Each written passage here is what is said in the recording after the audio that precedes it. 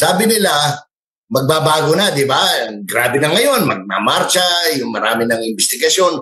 Pero tingnan mo ang kapal ng mukha ng mga congressman. Nagpasa na naman sila ng lump sum. Doon sa unprogrammed appropriations. Alam naman natin, yan ang pinagkukunan ng lahat nitong kabalbalang nangyayari ngayon. So, in other words, walang nagbago.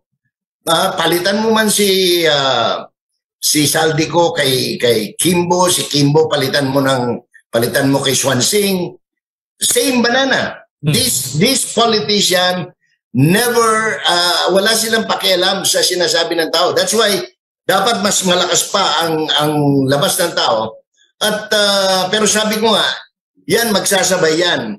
Itong nangyayari ngayon, yung issue ng economy as against pati yung people na lumalabas sa kalye, hindi pwedeng sabihin na hindi nakikinig. Presidente, si Marcos, hindi nakikinig. Hindi ako naniniwala hindi siya nakikinig. Ang pakiramdam ko nga nanginginig na yan.